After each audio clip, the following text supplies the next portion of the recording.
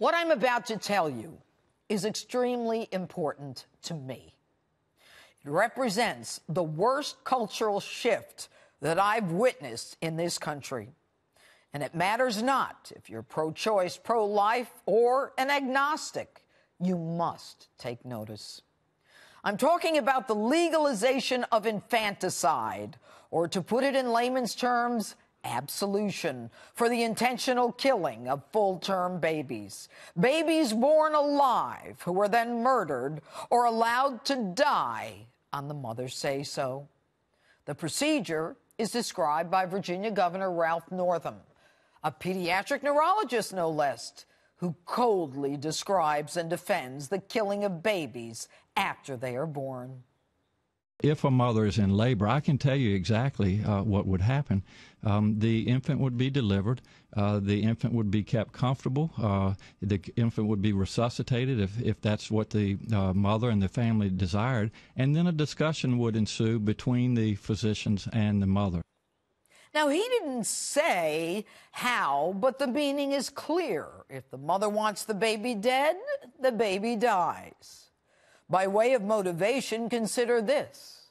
Northam received over $2 million from Planned Parenthood. You remember Planned Parenthood in those undercover films where the sale of baby parts is discussed? And you can now add New York State.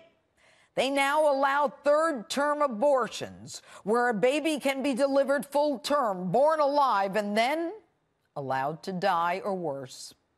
Governor Andrew Cuomo, for the sake of full disclosure, I ran against him for Attorney General in New York State in 2006, openly celebrated this government-sanctioned infanticide by lighting up New York's World Trade Center in pink.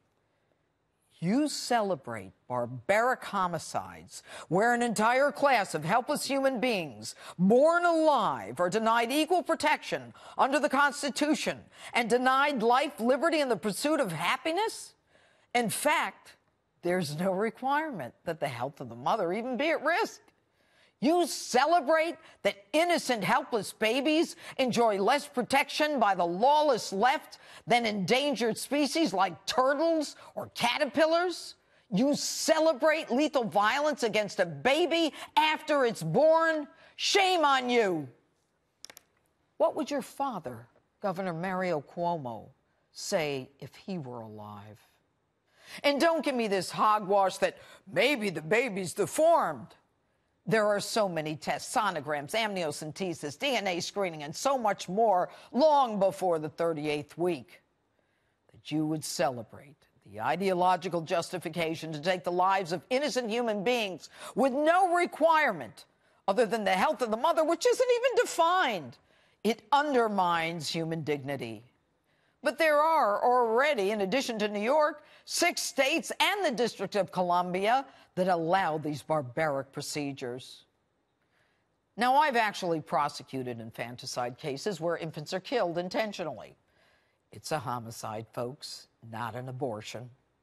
Governor Cuomo, are you concerned that the homicide statute remains on the books in New York State and a person is defined as a baby born and born alive, that a prosecutor under Article 125 of New York's penal law can still prosecute a doctor or an attendant for killing a baby?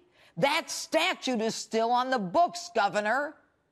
I don't think you and your left-loving cronies thought that one through. And the irony is, we actually have, get this, no-kill cities where animals will not be euthanized even if they're not adopted.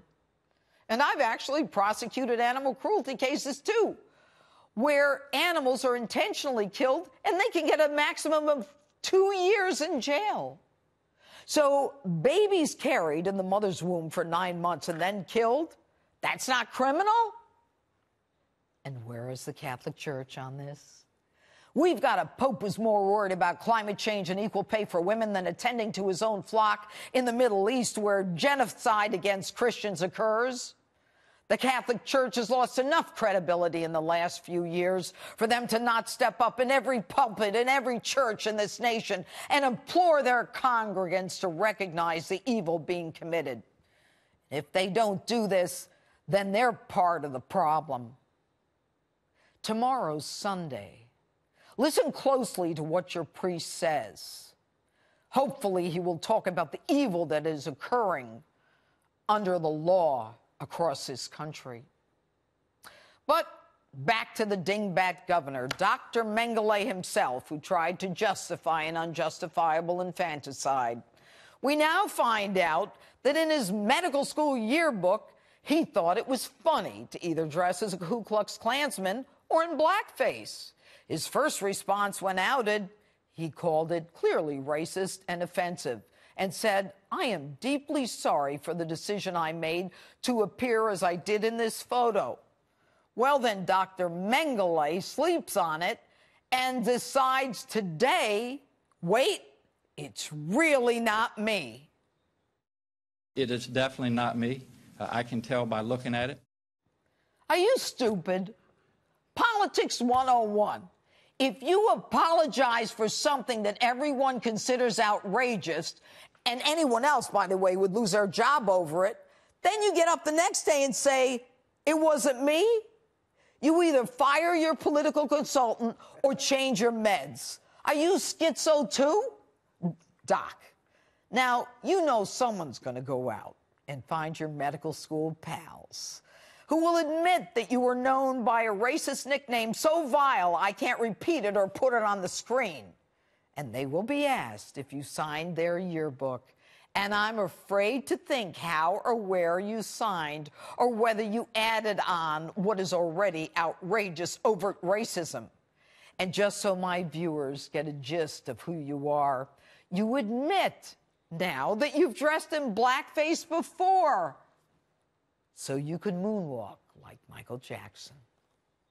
You said that the competition in San Antonio was a dance competition? Yes. And it was that you danced the moonwalk? That's right. Are you still able to moonwalk? Inappropriate circumstances. My wife says inappropriate circumstances. No, Ralph, it's perfectly appropriate for you to do the right thing and moonwalk your butt right out of the governor's mansion. Or better yet, do us all a favor and just beat it.